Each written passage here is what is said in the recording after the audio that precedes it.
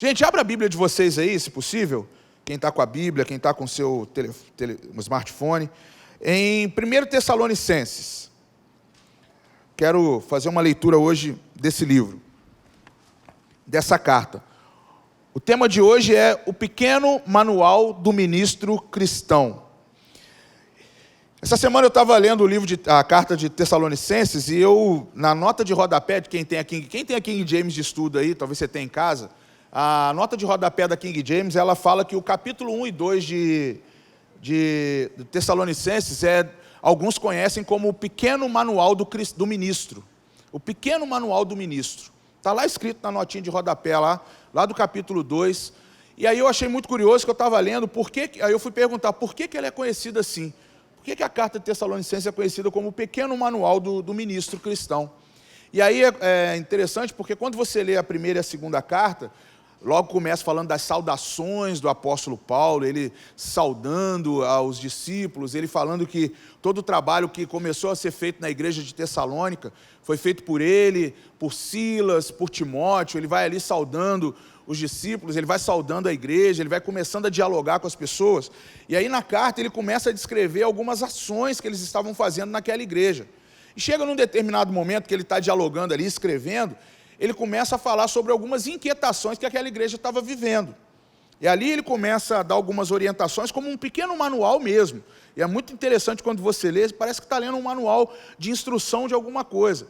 Por quê? Qual que era a indagação dos Tessalonicenses? Eles tinham duas indagações. A primeira deles, eles estavam muito preocupados com a imoralidade das pessoas. As pessoas estavam meio que desnorteadas com algumas coisas. E o segundo assunto era até muito interessante, porque estava se pregando muito naquela época a volta de Cristo, a volta de Jesus. Eles estavam com muita expectativa dessa volta, achando que ia ser naquele momento deles ali. E aí, eu confesso que eu não pesquisei a fundo para saber o tempo de espera, mas Paulo começou a ver que na igreja de Tessalônica começaram a morrer as pessoas, os mais velhos estavam morrendo, e eles não estavam vendo a vinda de Cristo, não estava acontecendo. E aí eles começaram a indagar, para o apóstolo, para os discípulos dele, por que Jesus não tinha voltado ainda, sendo que alguns já estavam partindo. E aí a igreja começou a entrar num tempo não era nem de desconfiança, mas eles começaram a se sentir inseguros de não conseguir ver Jesus voltando. E aí Paulo começa a dar um encorajamento para eles. Eu estou dando contexto para você entender onde a gente vai chegar. E ele começa a dar um encorajamento, dizendo assim: olha, eu quero que vocês confiem na palavra. Não é para vocês se preocuparem somente com Jesus não voltar. Jesus vai voltar, e voltará para aqueles que morreram também. Mas esse momento agora não é de vocês se preocuparem com isso. Se preocupem em ter uma vida cristã saudável. Paulo estava dando a essência do discipulado ali. Ele estava falando assim: olha, vocês não têm que se preocupar com algumas coisas agora. Preocupem-se em ajudar uns aos outros. E aí ele começa a ministrar de uma forma muito poderosa na carta sobre a vida entre eles. Como é que eles estavam... Porque aquilo ali poderia virar o que para eles? Poderia virar um distanciamento, poderia virar uma falta de contato uns com os outros, não se conhecer mais, não ter uma vida em comunhão, começar a ficar um virando a cara para o outro. Aquilo poderia começar a ser discórdia, poderia começar a virar confusão. Então o apóstolo Paulo estava muito preocupado com isso, e ele começou a encorajar a igreja. E aí, capítulo 4 e 5, ele começa a fechar esse assunto, e ele começa a dar algumas orientações finais. É uma carta mesmo, muito simples. Se você ler com o entendimento de que é uma carta sendo escrita, você entende até de muito mais fácil. Como se fosse um e-mail que você tivesse recebido, te falando alguns detalhes, e até te respondendo aquilo que era dúvida para você.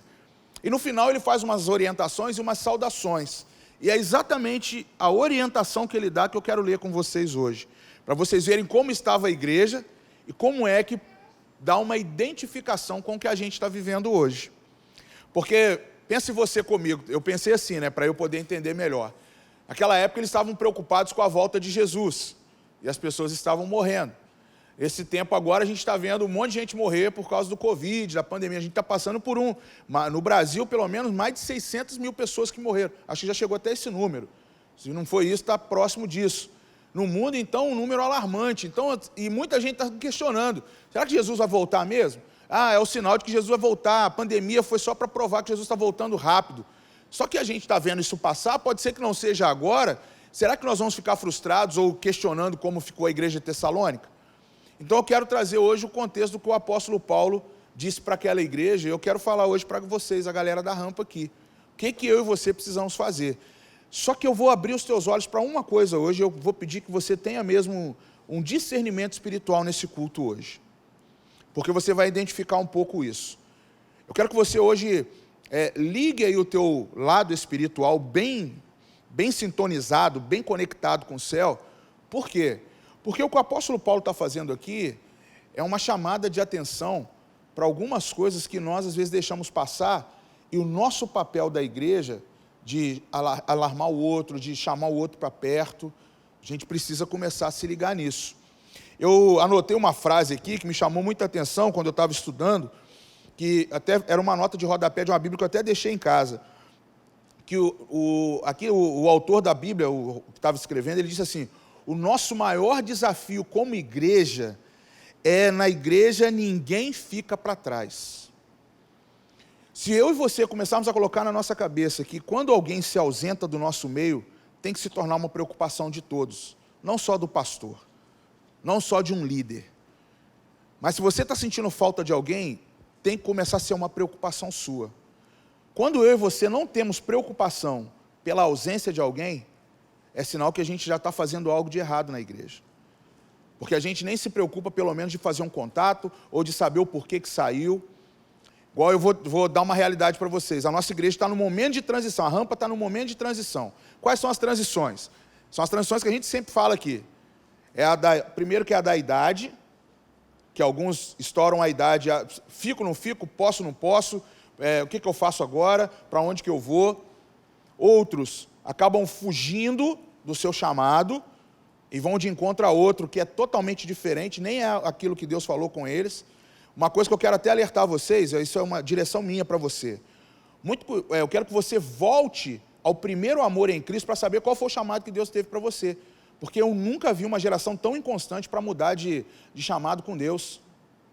Deus já não tem nem mais ele ainda está lá naquele celular Motorola antigo, você está com o mais moderno tentando falar com ele não consegue te responder mesmo, porque você já mudou tantas vezes. Celular hoje para nós não muda, cada momento aí, esse aqui meu já está obsoleto, vou jogar fora, vou comprar outro, vou dar para alguém, vou vender mais barato na OLX. A gente faz isso. Parece que o nosso contato com Deus está assim.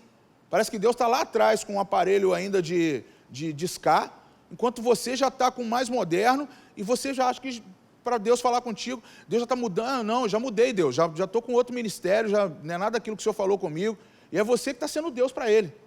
Porque você está mudando o teu ministério. A gente tem que tomar muito cuidado com isso, porque eu nunca vi. Eu converso com alguns que antes Deus falava um negócio e mudou. Já está fazendo outra coisa totalmente diferente. Fora aqueles que eu encontro desviado, falam, não, foi um tempo da minha vida. Eu falei, pô, fala isso para Deus, não fala para mim não. Só que a gente não tem temor mais disso. A gente não está tendo mais noção disso. E aí a gente começa a pensar, onde é que a gente está errando? Será que a nossa falta hoje não é de falar para o outro, falar, não deixe ninguém para trás? Eu estava aqui pensando comigo, quando o autor colocou isso aqui, por que Paulo escreveu essa carta? Ele fala assim, a igreja, o desafio da igreja é não deixar ninguém para trás, e o outro desafio da igreja é que ninguém vai ficar fora da proposta da igreja. Por que eu e você, a gente pode se beneficiar de um momento de comunhão, da alegria de uma RG, de estar num culto, e outros estão lá se drogando, se matando, outros estão talvez até mesmo esquecidos, se abandonaram da presença do Senhor, e será que nós vamos ficar, não, uma hora ele volta, uma hora outra pessoa vai cair a ficha dela, será que é assim? Ou pelo contrário, a gente aqui dentro pensando assim, cara, eu estou só num momento aqui, eu estou só me edificando um pouco para eu poder ter o meu desafio lá fora. Eu quero que você se pergunte qual é a tua posição hoje, porque eu vou fazer a leitura com você, você vai entender bem.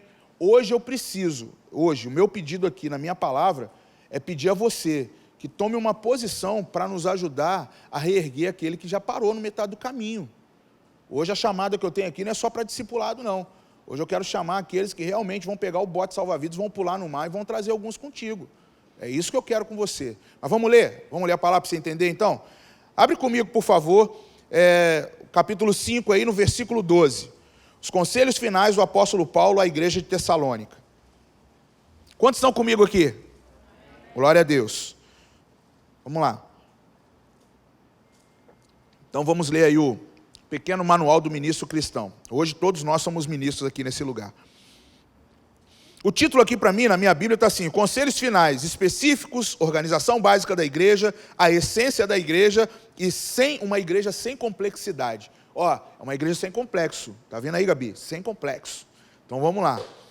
Conselhos finais. Irmãos, pedimos, o apóstolo Paulo escreveu, pedimos que vocês tenham em grande apreço os que trabalham entre vocês. Ele está falando aqui, olha, peço a vocês que tenham consideração, apreço, carinho, respeito pelos líderes. Presta atenção, hein? Quero que você compreenda aqui na minha leitura.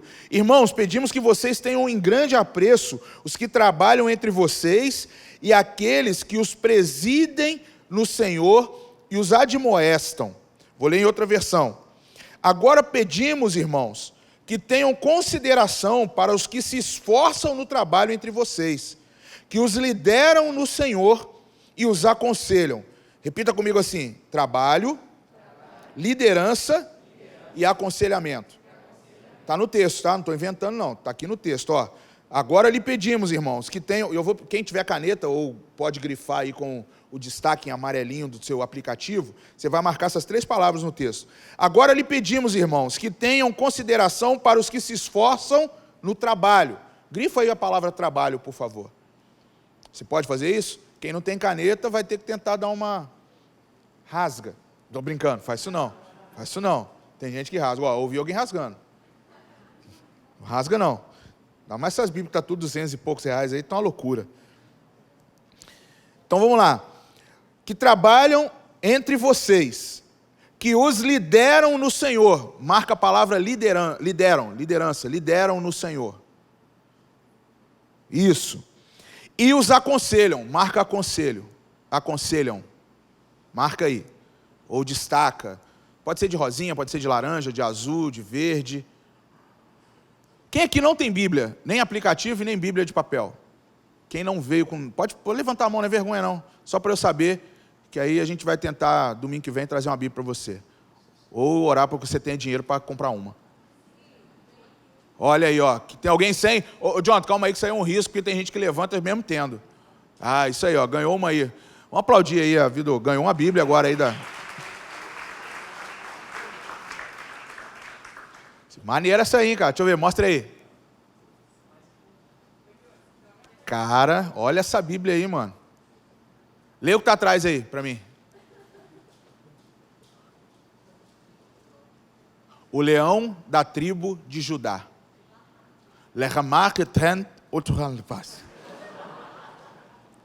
Falei em... O que fala no Iraque mesmo? Falei em árabe, para você ficar... Bíblia missionária. Quem mais ganhou? Eu vi outra pessoa ganhando aí. Presentinho. Chegar em casa, anuncia para a tua família, fala para a tua rua. Você conhece muita gente na sua rua? Fala assim para a tua rua, assim, ó, fui na rampa e ganhei uma Bíblia. Você tem em casa, eu sei que você tem. Mas você vai falar para todo mundo lá que você ganhou uma hoje. Você também, faz a propaganda lá. Eu fui na rampa hoje, cara, me deram, olha só a Bíblia que me deram. Faz aquele marketing legal lá, que é o... Hoje o Jonathan trouxe algumas Bíblias aqui, então está presenteando vocês. Deus abençoe, faça bom uso dela. Ó, toda vez que você ganha a Bíblia na igreja, você tem um objetivo. Você tem que pregar com ela. Beleza? Pausa dramática, só para você respirar aí e ver que o negócio foi tenso aqui. Voltando ao texto, vamos lá, vamos fugir não. E é bom também para quem está com a Bíblia aí, voltar a pregar também, né? Agora ali... Então, você marcou aí... trabalho, liderança e aconselhamento. Guarda essas 3 palavras, por favor. Guarda essas 3 palavras. O apóstolo Paulo está dizendo aqui para a igreja de Tessalônica que eles precisavam ter apreço, respeito por aqueles que trabalham entre eles, que estão se esforçando entre eles, aqueles que estão liderando no Senhor, no meio da igreja, e aqueles que estão aconselhando. Deixa eu só fazer um adendo antes de terminar o texto. Gente, eu estava pensando comigo, pedindo mesmo, Espírito Santo, Senhor, me dá uma luz, por que desse texto? Quando eu li ali que fala assim, ó, respeite aqueles que trabalham, Tenha consideração por aqueles que estão liderando e aconselham.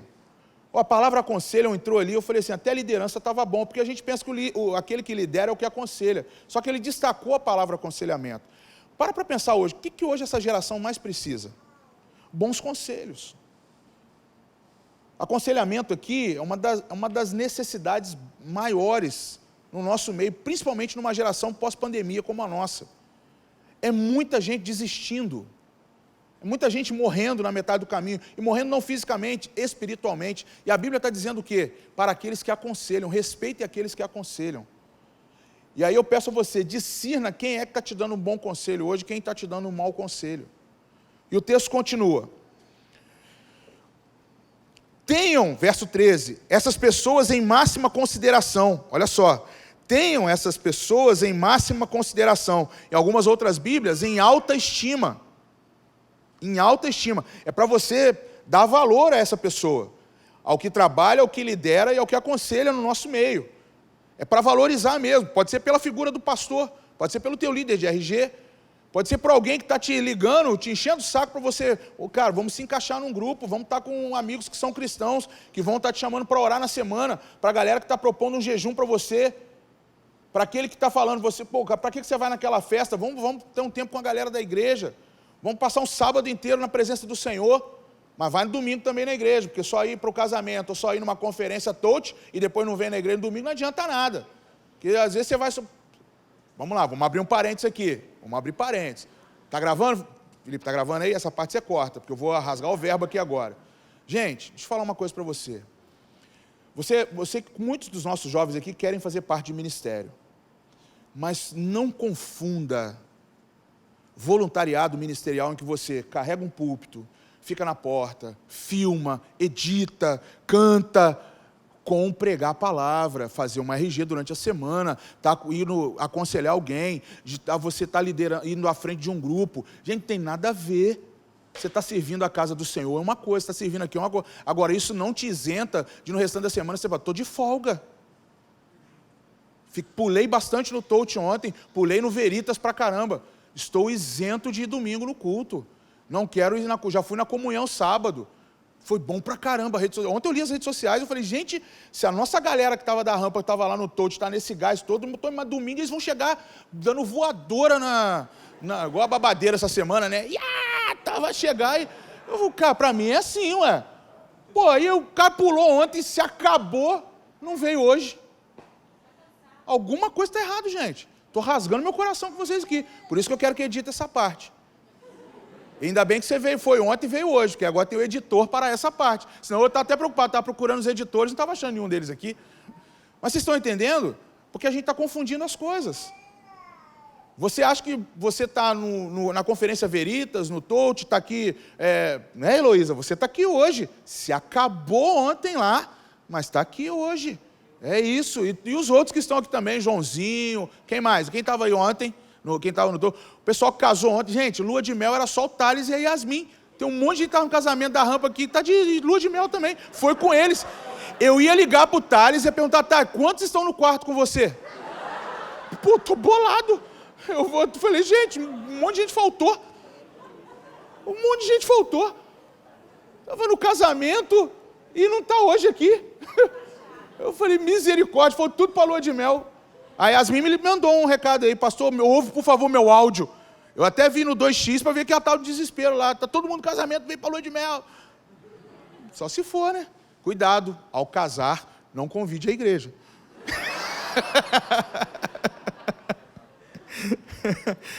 Oh, Senhor. Prega, mas faz parte da palavra, você vai entender. Vocês vão entender Vocês vão ver Paulo falando isso aqui, do casamento do Thales e da Yasmin. Calma, eu vou chegar lá. Vocês não leram tudo ainda comigo. Vocês não leram tudo ainda. Ninguém leu tudo ainda. Calma, vou chegar nessa parte. É ou não é, Estelinha? Nós vamos chegar nessa parte ainda. Só eu que vim de azul diferente. Também exortamos vocês, vamos lá no 13 ainda. Tenham essas pessoas em máxima consideração. Olha só. Aqui o apóstolo Paulo começa a dar uma orientação. tenham esses líderes que trabalham, que lideram, que aconselham em máxima consideração, em alto valor, como pessoas que estão dedicando parte da sua vida a orientar você, que faz parte da igreja. Aqui, gente, eu estou separando os líderes da comunidade cristã. Os líderes estão sendo lembrados pelo apóstolo Paulo de que a igreja precisa honrar essas pessoas, ter uma consideração pelos que lideram, pelos que trabalham no meio da igreja e pelos que aconselham na igreja. É isso que o apóstolo Paulo está fazendo. E aí ele começa a ressaltar aqui: eu preciso que vocês tenham essas pessoas em máxima consideração. Considerem como pessoas muito importantes. Como é que eu considero alguém importante na igreja? Com amor, por causa do trabalho que realizam. Tratar as pessoas que se dedicam à obra do Senhor com amor. E amor aqui é coisa séria. Abre para mim alguém aí em Provérbios 10, 12, abaixa um pouco a máscara e lê bem alto para mim, por favor. Uma voz boa, tá?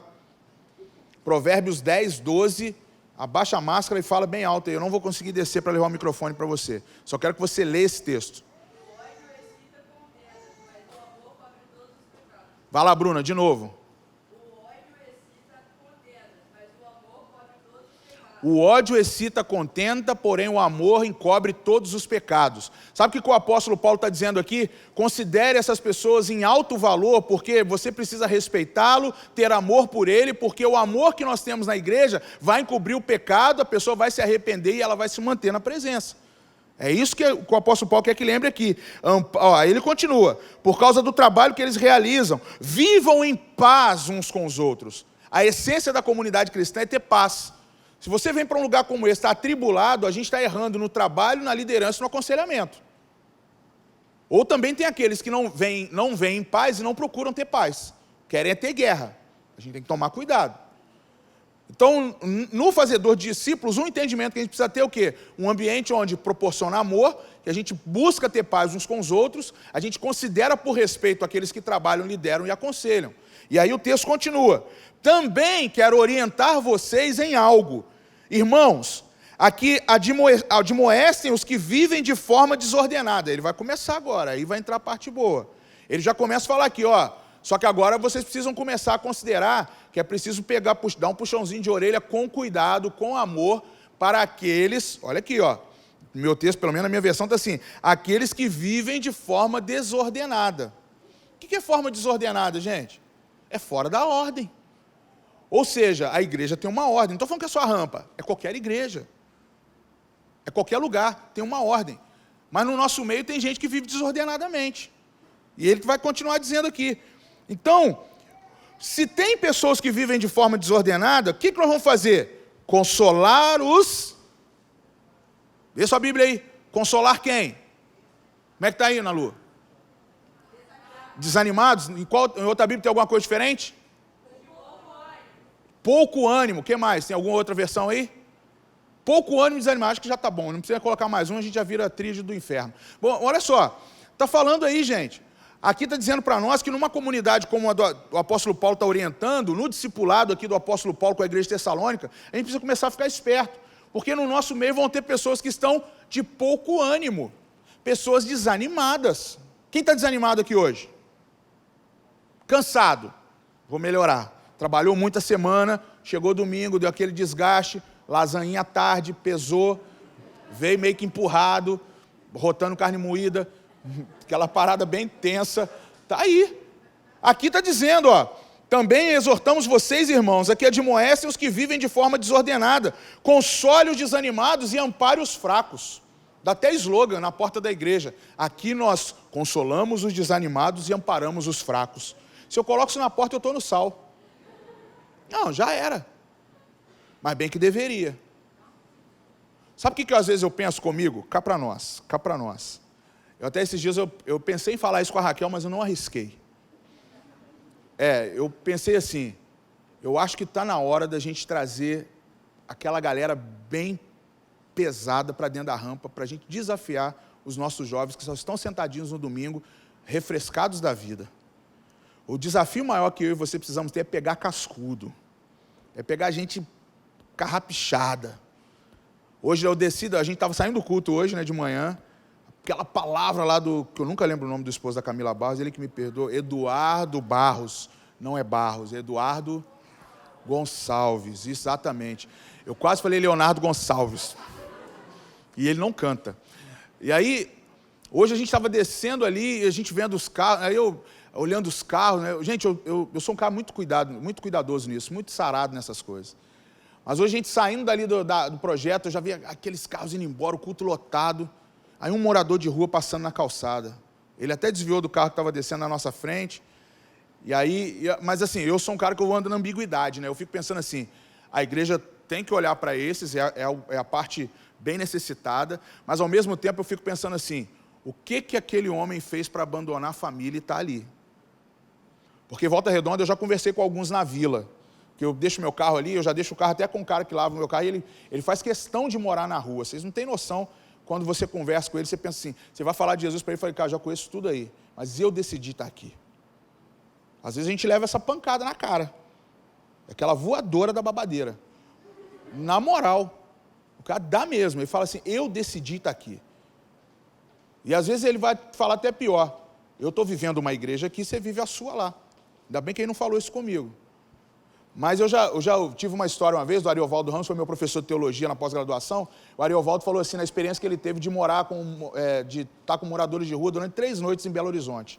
Ele foi para debaixo de um viaduto, que fica muitos moradores de rua ali, e ele contou a experiência. Ele falou assim, Cid, para nós, falando para a turma, né, na sala, ele falou que a experiência que ele teve lá não era aquela experiência de olhar para a pobreza na rua, mas ele olhou pelo contrário, ele falou que o Espírito Santo ministrou muito nele ali, porque na rua também é muito mais em unidade do que a própria instituição igreja.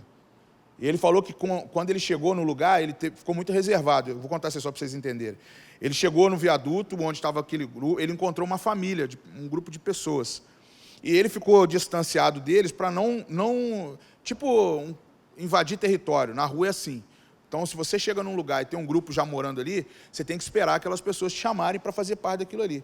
Ele falou que logo que ele chegou debaixo do viaduto, viu aquela família, imediatamente o homem, o pai da família, levantou, foi até ele e falou assim, deita aqui com a gente.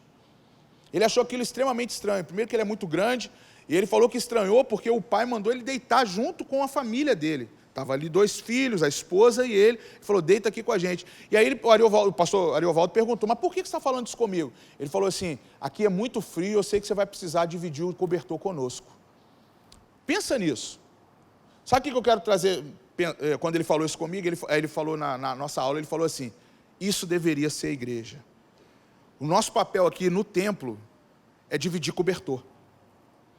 A gente tem que dividir cobertor. O que o apóstolo Paulo está tentando falar aqui é que vão ter pessoas que eles não fazem parte daquele momento, da igreja.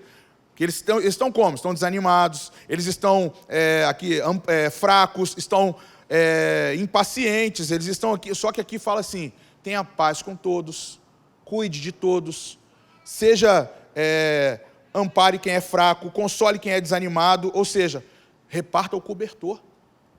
Reparta o cobertor. Nós precisamos devolver para a nossa essência como igreja esse compartilhar de cobertores. A frase que eu falei para vocês hoje, gente, na igreja ninguém fica para trás. Está na hora da gente olhar. O meu papel como pastor, numa temporada como essa, é estimular você a... Por que a gente está falando de uma temporada para abrir um pequeno grupo, para abrir uma RG? Por que a gente quer chamar você que não está fazendo parte de grupo nenhum? Por que a gente está fazendo formatura do Speed? Por que a gente está sempre lembrando de você fazer as coisas, de estar mais ativo aqui, não só ministerialmente, de trabalhar, de ter que fazer alguma coisa, mas você não tem não é uma necessidade, a gente não grita aqui para que você fique na porta, faça parte da mídia, toque nos instrumentos da igreja, cante aqui. A gente não cobra isso de você, o que a gente quer cobrar é você cuidar das outras pessoas. A gente tem uma geração que precisa, do seu lado tem alguém que está precisando, pelo menos, que você seja alguém que trabalhe sério nessa igreja, que você lidere de forma eficiente nessa igreja e, principalmente, aconselhe segundo a vontade do Senhor. Aconselhamento aqui não é aconselhamento de amigo, não. É aconselhamento espiritual. Até você que se coloca na posição de um bom conselheiro, deixa eu te dar uma dica. Conselheiro é conselheiro espiritual. Não é para falar qualquer coisa para afagar o coração do outro, não. Isso aí não é aconselhamento, não. Isso aí é dica da internet. Agora, aconselhamento espiritual é você saber que o outro está em pecado e você, com muito cuidado, amparando quem está fraco, consolando o desanimado, você vai dar uma palavra em direção à necessidade daquela pessoa. Esse é o papel do pastor e esse é o papel de uma igreja que tem pessoas que trabalham sério, que lideram de forma correta e que aconselham da melhor forma possível, espiritualmente falando. Isso é discipulado. Discipulado não é você ter um grupo de pessoas que você começa a ter tanta afinidade com aquele grupo que se torna seus amigos. Hoje eu falava para a Rampa Júnior, eu tenho meus amigos, eu tenho uma galera que se eu quiser eu ligo agora, a gente vai para o cinema, vai ver lá Esquadrão Suicida 2. Eu tenho meus amigos que depois eu sento, vou tomar café com eles, a gente vai falar de coisas que a gente gosta de falar, coisas até que eu não falo nem de igreja com eles. Mas, para uma comunidade como a nossa é muito diferente. Aqui está na hora de despertar uma geração que leve mais sério isso. Consolar desanimados, amparar fracos e manter a paz com todos. Nós estamos precisando de uma igreja como essa aqui. Agora, você fica naquele vestibular, faça ou não faça essa prova de fazer parte de uma RG? Pensa ou não pensa de ir no domingo fazer parte de algum ministério? Não tem isso não, gente. Não tem isso não. Estou só pedindo a você, leia a Bíblia um pouco mais e entenda qual é o propósito de uma igreja. Entenda o propósito da Rampa Church. Gente, nós somos resposta para a juventude dessa cidade. Já falei isso N vezes aqui, a nossa história começou assim. Desde o início, quando eu sentei com a Raquel, eu falei, Raquel, a gente tem que ganhar 1% da juventude de Volta Redonda, capacitá-los para serem líderes, para estarem nos lugares estratégicos que essa cidade tanto precisa. Só que a gente fala, parece que é um discurso utópico, fica longe, fica parecendo que a gente quer formar você só para ser um político, não é nada disso, é para você pregar o evangelho de Cristo a toda criatura. Essa cidade tem muita gente que precisa ser alcançada.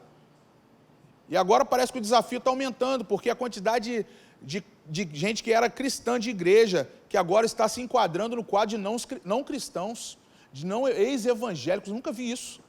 Ex-evangélico. Cuidado, gente. Isso não é palavra para nós, não. Isso é uma maldição para a nossa vida. Quando você fala que é um ex-evangélico, sabe o que você está falando? Eu sou contra a Bíblia. Eu sou contra as boas novas de Cristo, porque o evangelho é boas novas do Senhor Jesus. Então eu estou sendo contra. Desviado. Eu não gostaria nunca de ter esse rótulo. Desviado. Até pejorativo, né? Tem que tomar até um cuidado hoje. Ontem a Beth falando comigo, né? Não pode nem falar gênero. Desviado também não pode. Alguns entendem, né? Vocês estão entendendo? Mas você está entendendo? E até o texto fala aqui, gente. Olha, vamos lá. Também exortamos vocês, irmãos, que admoestem os que vivem de forma desordenada. Eu até vou estudar um pouco aqui para saber se forma desordenada não é o desviado da igreja. Porque são pessoas que estão fora daquilo que a gente quer fortalecer e aconselhar e trabalhar bem por elas. Esse é o nosso papel, é o papel do manual do ministro. Hoje eu vou pedir a você que você tome uma posição aqui nesse lugar. Ou você se encaixa perfeitamente nesse papel de alguém que vai liderar, alguém que vai trabalhar em prol da igreja, ou pelo menos você vai tomar uma postura de um bom conselheiro nesse lugar. Os nossos adolescentes estão precisando de jovens que aconselhem bem, que dão um bom testemunho de mudança de Jesus Cristo na sua vida. Hoje eu estava na Rampa Júnior, eu confesso que eu tomei um susto, porque eu levei a palavra para um momento, para um lado, que hoje eles conversaram muito comigo, abriram o coração mesmo e falando de experiências. Eu estava falando sobre 1 João, no capítulo 2, no verso 9, e eu falava para aqueles que dizem que estão na luz, porém odeiam o teu irmão, esse está em trevas, era o texto de hoje. E fui começar a falar com eles explicando sobre trevas, que eu falei que a chave do texto era que o ódio leva para as trevas. Se você fala que está na luz, se você fala que é crente, se você fala que está em Cristo, mas você odeia uma pessoa pelo menos na tua vida, você está em trevas. E esse é um sentimento, é uma semente para que a escuridão ela tome a tua vida. Comecei a falar isso para eles. Aí eles começaram a me contar algumas experiências. Uma das meninas até contou para nós lá que uma vez ela estava numa festa da família, uma discussão da família, tudo crente, a vanguarda tudo era crente. Começou a rolar um show de cadeira nas costas do outro. Vocês estavam lá ouvindo hoje, né? Vocês bolaram na hora que a menina falou, né?